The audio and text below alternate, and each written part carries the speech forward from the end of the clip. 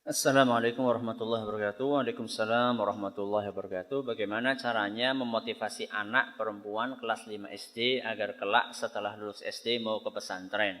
Soalnya anak-anak termasuk manja, makan juga masih minta disuapin, mohon nasihatnya. Perlu disiapkan mental dan psikologis anak. Salah satu caranya adalah dengan melatih anak mandiri.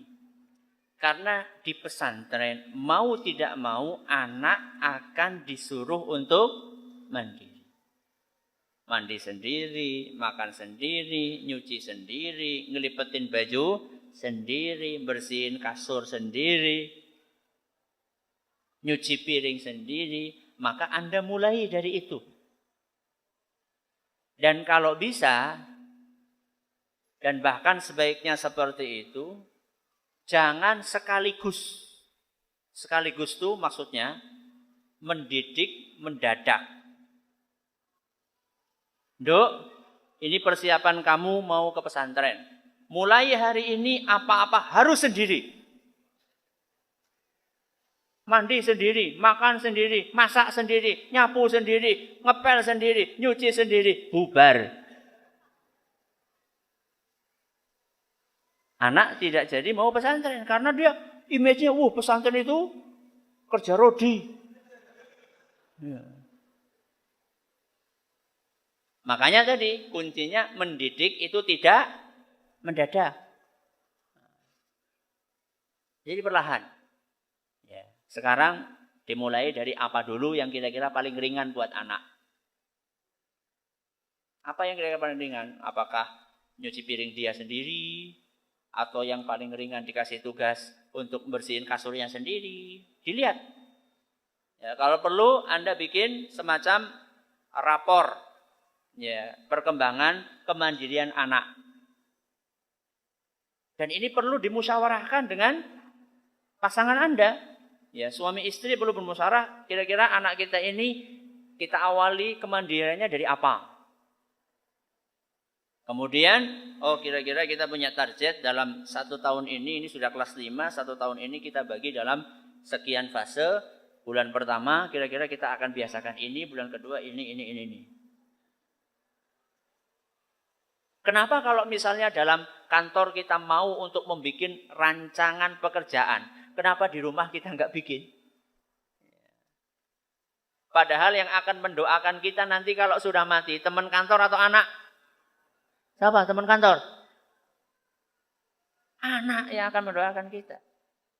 Kalau di kantor kita bisa memimpin rapat, membuat program serapi mungkin, menentukan visi misi. Kenapa di rumah tidak kita bikin? Apa Ustaz visi misi rumah? Masuk surga bareng. Ya, Bapak, Ibu, anak. Ya. Bikin langkah-langkahnya. Kemudian psikologisnya. Anak perlu dikenalkan dengan pesantren. Saya ingat dulu ketika masih SD. Sejak TK. Itu sudah setiap liburan, hampir setiap liburan diajaknya ke pesantren. Tempat yang saya akan mondok. Karena memang Allah takdirkan nenek saya memang lokasinya di pesantren. Akhirnya ketika sambil silaturahim ke nenek, sambil diajak ke pesantren. Mulai dari TK seingat saya. Bahkan sebelum TK. Itu sudah diajak ke pesantren. Selama 6 tahun. Itu pun ketika kelas 6 SD, saya minta nggak masuk ke pesantren. Saya pengen masuk ke ST. Apa ST? Sekolah teknik. Kenapa? Karena teman-teman pada masuk ST. Mau terbawa teman. Bahkan guru saya ketika ST itu mengatakan, kamu itu nemnya tinggi loh. Paling tinggi sekecamatan. Ya lumayan lah. Sayang kalau kamu ke pesantren. Masuk SMP 1. SMP apa? unggulan. Tapi alhamdulillah saat itu Bapak Allah yarham Ustaz Zaini Muhayyad rahimahullah tegas. Enggak, kamu pesantren. Jadi ada saatnya orang tua harus tegas. Lancar, alhamdulillah lancar saat itu. Berangkat pesantren. Kelas 1 SMA, kelas 4. Minta lagi kepada orang tua. Minta pindah. Kemana? ASRI. Akademi Seni Rupa Indonesia. Kenapa? Karena hobinya gambar. Saya punya hobi gambar. Melukis, kaligrafi, seni. Dan ketika di pondok, ekstrakurikulernya juga itu. Akhirnya terbawa pengen jadi seniman. Pulang, minta sama bapak, pengen jadi seniman. Apa kata bapak? Enggak.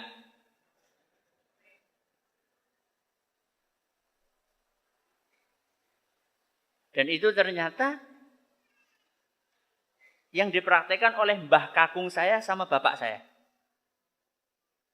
Jadi ketika bapak itu pengen pindah sekolah, pengen apa gitu ya, saat itu pindah sekolah mana, sudah sekolah terus pengen pindah sekolah kemana gitu. Yang ana, golek duit nang longan. Padahal di longan, di kolong kasur itu adanya bukan.